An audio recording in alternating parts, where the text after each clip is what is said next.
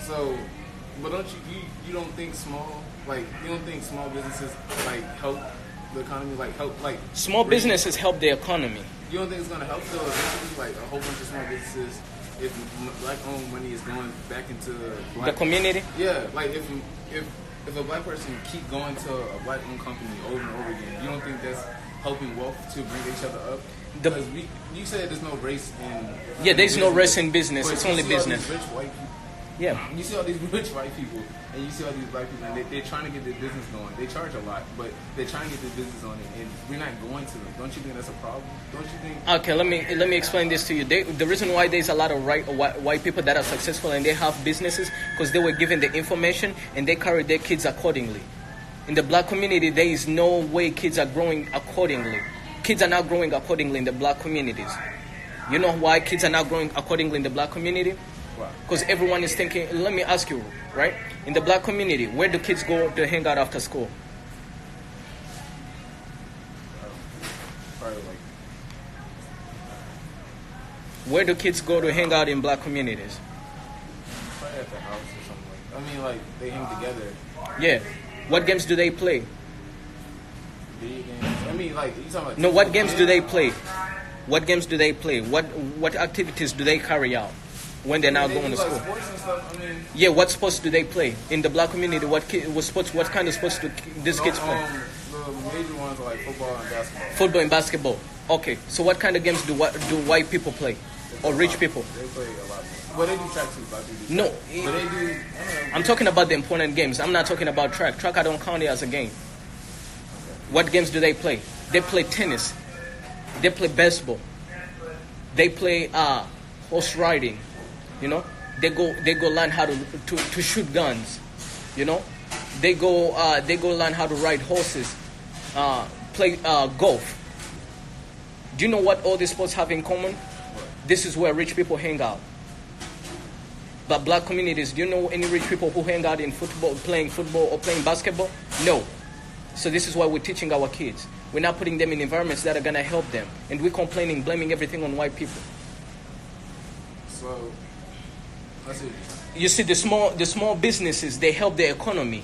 They help the economy, and they help. But they kind of teaching, like, say you own a small business. Do you want to learn? Kids are learning from you to take ownership and take ownership on their own. They're doing what you're doing, but like on a smaller scale. You don't think that matters at all? Do you know how many black people have small businesses and their kids do not? When they take over the business, they're not taking over the business to become a franchise, to become bigger. They think about running the business to stay the business as it should. You know, a lot of people, when the year starts, this is what a lot of people do, right? When the year starts, they're like, you know what, this year we're going to make $1 million. 2 months into win, okay, it's not working well, but we can still make $1 million. 6 months into win, we just made $100,000, but we're now close to $1 million. You know what? What do? They put their goal down. If we make $200,000, we're going to be good. Or they say if we make $500,000, we're going to be good, right? 3 months before the year ends, if we just make enough money, if we just make at least the same money we made last year, we're good. These people put their goals down. This is what we call the snowflake. They melt under pressure. What do the white people do? They don't do that. What is the trait? The trait is not white or black. It's how you grow up. And what kind of pressure did you grow up into? This is why Mexicans come to America and they start up businesses. They do not think big going for the number one. They just think for staying where they are. Do you know a lot of Mexicans have businesses where the whole family works into the same business, but they're all now multimillionaires? Do you know why? Because they're okay for the average. They just want to have the American dream. When someone comes from Africa and they come here, they just okay. They're like, you know what? If I can work for McDonald's and make some money to send back to Africa, I'm good. I know that because I'm African. You know? But Africans, when they come here and they know they can make more money, they start aiming for the skies. Mexicans, when they come here, they just, if I can get all my family to America and give them jobs so that we live okay. After work, we can go buy a cold drink and we all good. They're aiming for that. They're not aiming for the stars. The few Mexicans that are aiming for the stars, they're millionaires and billionaires, and that's a few of them. My favorite Mexican who's a billionaire is Dan Pena, the $50 billion man. He's worth $50 billion. You know why?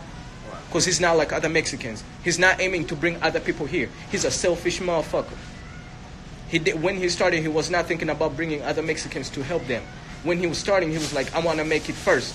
And when he made it first, now he's helping other people. But he had to make it first. Other black people think about helping other people when they're not even there yet. That's the problem. So the problem is not white people. I hate white people. But still, the problem is not white people. The problem is people don't know how to operate in businesses, and they're going to still complain with other people.